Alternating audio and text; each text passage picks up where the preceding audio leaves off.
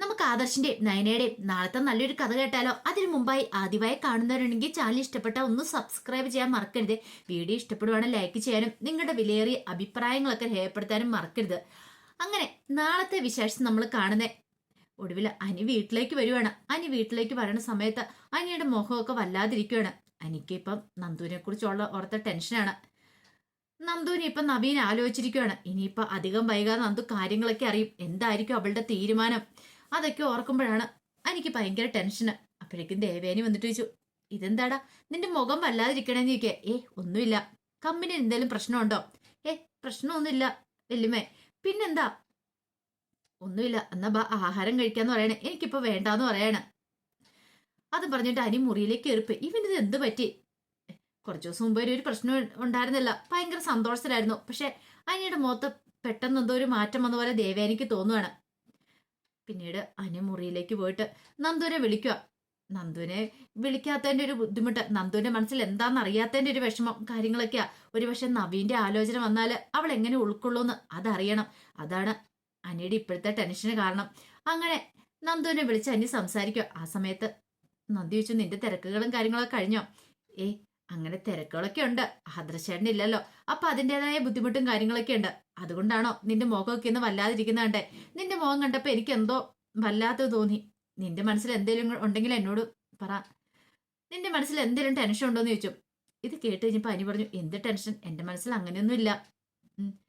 അങ്ങനെ ഇല്ലേ, പ്രശ്നമില്ല. എനിക്ക് തോന്നിയതായിരിക്കും അല്ലേ? അത് കേട്ടപ്പോ അനിയൊന്നും മിണ്ടിയില്ല. സത്യം പറയടാ, നീ എന്തൊക്കെയോ ആലോചിച്ച് കൂട്ടുന്നുണ്ട്. ഞാൻ ഇന്നൊന്നല്ലേ ഒന്നും അല്ലല്ലോ നിന്നെ കാണാൻ തുടങ്ങിയത്. നീ എന്താ ഒന്നും മിണ്ടാത്തെ?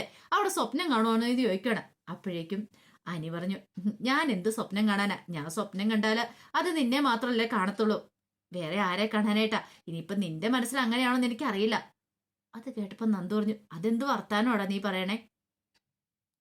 എന്റെ മനസ്സിൽ എന്താ നിനക്ക് നന്നായിട്ട് അറിയാലോ. പിന്നെ നീ ഇങ്ങനെ പ്രത്യേകിച്ച് പറയേണ്ട കാര്യമുണ്ട്? അല്ല, ഞാൻ പറഞ്ഞ ഇനിയിപ്പൊ നാളെ വേറെ നല്ലൊരു ആലോചന വരുവാണെങ്കിൽ നീ ചിലപ്പോ എന്നെ വേണ്ടെന്ന് പറഞ്ഞിട്ട് അവനെ വിവാഹം കഴിക്കാൻ പോവോ? നന്ദു പറഞ്ഞു, അതെന്താ നീ അങ്ങനെ ചോദിക്കുന്നേ? നിനക്ക് അങ്ങനെയാണോ എന്നെ കുറിച്ച് തോന്നിയിരിക്കുന്നേ? വേറെ ഏതെങ്കിലും ഒരു ചെക്കനെ കണ്ടു കഴിഞ്ഞാൽ ഉടനെ ഞാൻ നിന്നെ ഇട്ടിട്ട് അങ്ങോട്ട് പോകുന്നോ? അങ്ങനെയുള്ള വിചാരങ്ങളൊന്നും വേണ്ട. എന്ത് പറ്റി ഇപ്പം പെട്ടെന്ന് ഇങ്ങനൊരു ചിന്തയും കാര്യങ്ങളൊക്കെ? ഒന്നുമില്ല, ഞാൻ ചോദിച്ചെന്നുള്ളൂ. വീട്ടുകാര് കല്യാണമൊക്കെ ആലോചിക്കുന്നുണ്ടല്ലോ. അപ്പൊ നിനക്ക് പറ്റിയ ഏതൊരു ആലോചന അവർ കൊണ്ടുവരുവാണെങ്കിൽ, ചെക്കന്റെ സ്വഭാവം നല്ലതും വീട്ടുകാരും എല്ലാം നല്ലതാണെങ്കിൽ, നിനക്ക് എതിർത്ത് പറയാൻ പറ്റാത്ത ഒരു ആലോചനയാണെങ്കിൽ, നിനക്ക് അറിയാവുന്ന ഒരു ബന്ധമാണെങ്കിൽ നിനക്ക് സമ്മതിച്ചല്ലേ മതിയാവുള്ളൂ. നന്ദു പറഞ്ഞു, അതൊന്നും നടക്കാൻ പോകുന്ന കാര്യമല്ല. നീ അങ്ങനെയാണ് പിന്നെ എനിക്ക് ഇത്രയും നാളും കാത്തിരിക്കേണ്ട കാര്യമില്ലല്ലോ എന്നൊക്കെ പറഞ്ഞു. അത് കേട്ടപ്പോഴാണ് എനിക്കൊരു സമാധാനമായത്. ഈ സമയത്ത് ദേവേനി നേരെ ആദർശിന്റെ ഈ സമയം ദേവേനി നേരെ ജയന്റെ അജന്റെ അടുത്തേക്ക് ഇല്ലോടെ. അപ്പൊ അവര് രണ്ടുപേരും സംസാരിച്ചുകൊണ്ടിരിക്കുന്ന സമയത്താണ് അങ്ങോട്ടേക്ക് ചെല്ലുന്നത്. അവര് കമ്പനിയിലെ കാര്യങ്ങളൊക്കെ നോക്കിക്കൊണ്ടിരിക്കുവായിരുന്നു. ദേവേനി എന്നിട്ട് പറഞ്ഞു, എന്താണെന്നറിയില്ല, അനിയുടെ മുഖത്ത് നല്ലൊരു വിഷമമുണ്ട്. ഇനി കമ്പനിയിലെ ജോലിഭാരം വല്ലതും കൂടുതലാണോ? ജയൻ പറഞ്ഞു, കമ്പനിയുടെ കാര്യങ്ങളൊക്കെ അവൻ നോക്കുന്നുണ്ട്, ആദർശില്ലാത്തതുകൊണ്ട്. അപ്പൊ അതിൻ്റെതായ സ്ട്രെസ്സൊക്കെ കാണുമായിരിക്കും. പക്ഷെ ഇതല്ല, കഴിഞ്ഞ ദിവസം വരെ അവന് പ്രശ്നങ്ങളൊന്നും ഇല്ലായിരുന്നു. അജയൻ പറഞ്ഞു, ഇനിയിപ്പോ വേറെന്തെങ്കിലും കാര്യം ഓർത്തിട്ടാണോ? ദേവേനി പറഞ്ഞു, ഇനിയിപ്പം നന്ദുവിനെ കുറിച്ച് ഓർത്തിട്ടാണോ എന്ന് എനിക്ക് നല്ല ടെൻഷൻ ഉണ്ടെന്ന് പറയണം. അപ്പോഴേക്കും ജയൻ പറഞ്ഞു, ചിലപ്പോ അങ്ങനെ ആവാനും വഴിയുണ്ട്. അവന്റെ മനസ്സിൽ ഇപ്പോഴും നന്ദു തന്നെയല്ലേ? അത് ഓർത്തിട്ടായിരിക്കും ചിലപ്പോൾ ബുദ്ധിമുട്ടൊക്കെ ഉണ്ടാകാതെ. അപ്പോഴേക്കും മുത്തശ്ശനും മുത്തശ്ശിയും നയനയൊക്കെ അങ്ങോട്ടേക്ക് വരുവാണ്. മുത്തശ്ശൻ പറഞ്ഞു, എന്താ എല്ലാവരും കൂടെ ഭയങ്കര ചർച്ചയിലാണല്ലോ എന്ന് പറയാണ്. ആ സമയം അജയനാണ് ആ കാര്യം പറയണത്. അല്ല, അനിയുടെ കാര്യത്തിൽ ഒരു തീരുമാനം എടുക്കണ്ടേ അച്ഛാ? ഇനി ഇതിങ്ങനെ വെറുതെ വിട്ടിട്ട് കാര്യമില്ല. അധികം വൈകാതെ അനാമികമായിട്ടുള്ള ഡിവോഴ്സ് നടക്കും. ഡിവോഴ്സ് നടന്നിട്ടുണ്ടെങ്കിൽ എനിക്ക് നല്ലൊരു ജീവിതം വേണ്ടേന്ന് ചോദിച്ചു. മുത്തശ്ശൻ പറഞ്ഞു, അത് വേണം. പക്ഷെ അതിനൊക്കെ അവൻ സമ്മതിക്കുമെന്ന് തോന്നുന്നുണ്ടോ? ജയൻ പറഞ്ഞു, ഇനിയിപ്പൊ അവന്റെ സമ്മതത്തിന് നമ്മൾ കാത്തിരിക്കേണ്ട കാര്യമില്ല. നല്ല ആലോചനകൾ വരുവാണെങ്കിൽ നമുക്ക് അതങ്ങ് നടത്തിയേക്കാന്ന് പറയണം. അജയൻ പറഞ്ഞു, ഇഷ്ടംപോലെ നല്ല ആലോചനകളൊക്കെ വരുന്നുണ്ട്. പക്ഷെ അവൻ എന്തിനു സമ്മതിക്കണ്ടേന്ന് ചോദിച്ചു. അപ്പോഴേക്കാണ് ജലജ അങ്ങോട്ടേക്ക് വരുന്നേ. എത്ര ആലോചന കൊണ്ടെന്ന് പറഞ്ഞിട്ടൊന്നും ഒരു കാര്യമില്ല. ഇനിയിപ്പൊ അവൻ രണ്ടാം ഘട്ടല്ലേ, അതുകൊണ്ട് അങ്ങനത്തെ ഒരു ആലോചന അവന് വരാൻ പോകുന്നുള്ളൂ. ഇത് കേട്ടപ്പോ മുത്തശ്ശൻ ചോദിച്ചു, നിന്നോട് ആരെങ്കിലും അഭിപ്രായം ചോദിച്ചോ? അഭിപ്രായം ചോദിച്ചല്ലച്ചാ, ഞാൻ അങ്ങോട്ട് പറഞ്ഞെന്നുള്ളൂ. ഇനി അവനൊരു കല്യാണം കഴിക്കാൻ പോയാലും അവന് കാണുമ്പോൾ എല്ലാരും പറയും രണ്ടാം ഘട്ടല്ലേ, അപ്പൊ ആ രീതിയിലുള്ളൊരു പെണ്ണല്ലേ അവനും കിട്ടത്തുള്ളൂ. പെട്ടെന്ന് ജയൻ നല്ല ദേഷ്യം വന്നു. ജയൻ പറഞ്ഞു, ജലജ നീ ഇങ്ങനെയുള്ള വാക്കുകളൊന്നും പറയില്ല, അറിയാലോ. അവൻ രണ്ടാം കെട്ടാണ് പോലും. നിനക്ക് എങ്ങനെ തോന്നുന്നു ഇങ്ങനെയൊക്കെ പറയാനായിട്ട്? ഒന്നുമല്ലേലും നീ ഇവിടെ തന്നെ ജീവിക്കുന്നവളല്ലേ, അല്ലാതെ പുറത്തുനിന്ന് ഇപ്പൊ പെട്ടെന്ന് കയറി വന്നൊന്നുമല്ലോ. ജലജ പറഞ്ഞു, അത് പിന്നെ ഞാനങ്ങോട്ട് പറഞ്ഞെന്നുള്ളൂ, ഞാനൊരു സത്യമല്ലേ പറഞ്ഞത്. മുത്തശ്ശൻ പറഞ്ഞു, നീ അധികം സത്യമൊന്നും പറയണ്ട. മുത്തശ്ശി പറഞ്ഞു, അല്ലെങ്കിലും അതെ, ഇവൾക്ക് ഇങ്ങനെയുള്ള കാര്യങ്ങളൊക്കെ പറയാനായിട്ടാണെങ്കിൽ ഭയങ്കര ചൂടാ. ഒരു നല്ല കാര്യം പറയാനാണെങ്കിൽ അവളുടെ നാവ് പൊന്തത്തില്ല. ജലജ പറഞ്ഞു, ഞാൻ പറയാനുള്ളത് പറഞ്ഞു. ഇനിയിപ്പം എല്ലാം നിങ്ങളുടെ ഇഷ്ടം. ഇനിയിപ്പം വരുന്നത് അനാമിയെ പോലുള്ള ഒരുത്തിയാണെങ്കിൽ എന്തായി തീരും. അല്ല, നവ്യ പറയുന്നേ നന്ദുവിനെ കല്യാണം കഴിക്കാനായിട്ട് ഒരിക്കലും നവ്യ സമ്മതിക്കില്ലെന്നാ. നന്ദുവിനെ കല്യാണം കഴിക്കണമെന്ന് പറഞ്ഞുകൊണ്ട് അവൻ വാശി പിടിച്ച് നടക്കുമല്ലേ.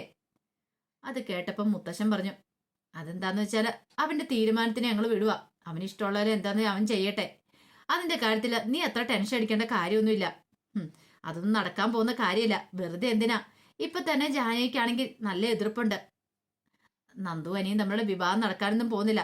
ഞാൻ നോക്കിയിട്ട് അവന് വേറൊരു നല്ല ആലോചന കൊണ്ടുവന്നായിരിക്കും നല്ലത്. അല്ലാതെ നന്ദുവിനെ കുറിച്ച് ഇനി ചിന്തിക്കുക പോലും വേണ്ടെന്ന് പറഞ്ഞിട്ട് ചെറിയ അങ്ങോട്ട് കയറിപ്പോയി. ദേവയാനി പറഞ്ഞു, എന്താണ് അവള് പറയുന്നൊന്നും ശ്രദ്ധിക്കണ്ട. അവളുടെ സ്വഭാവം അറിയാലോ അച്ഛാ. എനിക്ക് നന്ദു ഇങ്ങോട്ടേക്ക് വരുന്നതിനോടായിരുന്നു താല്പര്യം. പക്ഷെ ജാനിക്ക് എതിർപ്പാ.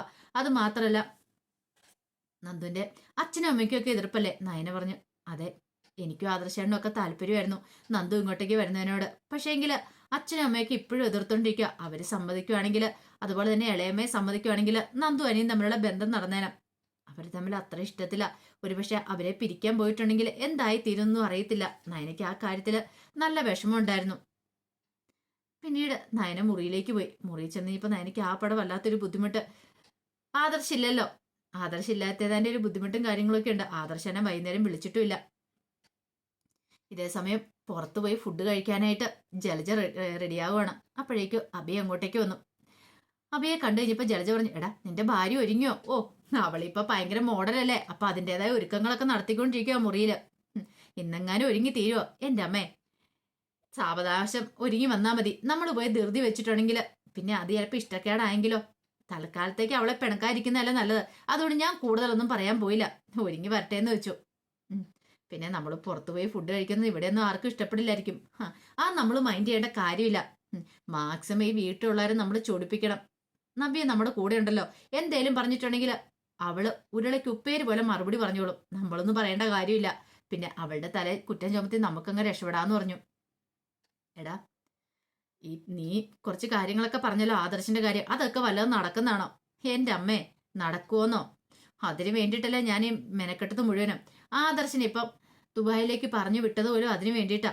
സത്യമാണ്ടോ നീ പറയണേ? എന്നെ ഈ വീട്ടിലുള്ളവരൊക്കെ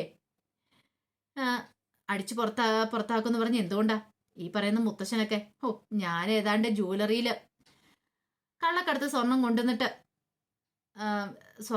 കള്ളക്കടത്ത് സ്വർണം കൊണ്ടുവന്നിട്ട് ആഭരണമാക്കി വിറ്റെന്ന് പറഞ്ഞോണ്ടല്ലേ.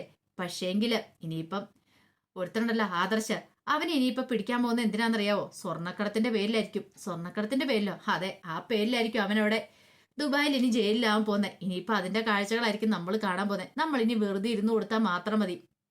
അവന്റെ ശത്രുക്കളൊക്കെ അവിടെയുണ്ട്. അവനിട്ടുള്ള പണി അവര് തന്നെ കൊടുത്തോളും. അതുകൊണ്ട് നമ്മൾ കൈയും കെട്ടി നോക്കി നിന്നാൽ മാത്രം മതി. ഇനിയാണമ്മേ ഈ വീട്ടിലുള്ളതെല്ലാം കരയുന്ന കാഴ്ച നമ്മൾ കാണാൻ പോന്നേ. അപ്പോഴേക്കും നബി അങ്ങോട്ട് ഒരുങ്ങി വന്നു. നബി വന്നിട്ട് പറഞ്ഞ് പോയാലെന്ന് ചോദിക്കാം. പോകാന്ന് പറയണ.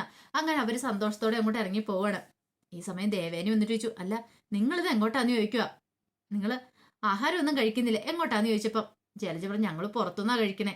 പുറത്തുനിന്നോ? നബി പറഞ്ഞു, അതെ, ഞങ്ങൾ പുറത്തുനിന്നാ കഴിക്കണേ. ഞങ്ങൾക്ക് വേണ്ടിയിട്ട് ആരോ ആഹാരം വെക്കുകയും വേണ്ട, ഞങ്ങൾ അതിന് മെനക്കെടുന്നുമില്ല. അത് കേട്ടപ്പം ദേവേനി പറഞ്ഞു, അല്ല ഇവിടെ ആഹാരം ഉണ്ടാക്കിയിട്ടുണ്ട്, പിന്നെ നിങ്ങൾ പുറത്തു പോയി കഴിക്കേണ്ട കാര്യമുണ്ടോ? നബി പറഞ്ഞു, അതൊക്കെ ഞങ്ങളുടെ ഇഷ്ടം. ഇനി ഞങ്ങളെ കുറിച്ച് ചിന്തിക്കണ്ടെന്ന് പറഞ്ഞല്ലോ. ഞങ്ങൾക്ക് വേണ്ടി ആഹാരം ഉണ്ടാക്കുകയും വേണ്ട, അല്ലെങ്കിലും അതിന്റെ ആവശ്യമൊന്നുമില്ല. ബാബി എന്ന് പറഞ്ഞുകൊണ്ട് അബിയുടെ കൈയും പിടിച്ചോണ്ടും കൂടെ ഇറങ്ങി. ആ സമയം ജലജ ഒന്ന് ദേവേനെ നോക്കി. ദേവേനിക്ക് മനസ്സിലായി അവര് മനഃപൂർവ്വമാണ്. കാരണം പരസ്യത്തിൽ കുറച്ച് പൈസയൊക്കെ ഇട്ടിട്ടുണ്ടല്ലോ പരസ്യത്തിൽ അഭിനയിച്ചിട്ട്. അപ്പൊ ആ പൈസ കൊണ്ടുള്ള പോക്കാന്ന് മനസ്സിലാവുകയും ചെയ്തു. ദേവേനി പിന്നെ കൂടുതലായിട്ടൊന്നും പറയാൻ പോയില്ല. പറഞ്ഞിട്ടും കാര്യമില്ലെന്ന് മനസ്സിലായി. എന്തേലും പറഞ്ഞാലും നബി ഒന്നും വഹിക്കാൻ പോകുന്നില്ല. പോരാത്തതിന് നബിയുടെ മനസ്സിനെ ചൂട് പിടിപ്പിച്ചുകൊണ്ടിരിക്കുകയാണ്.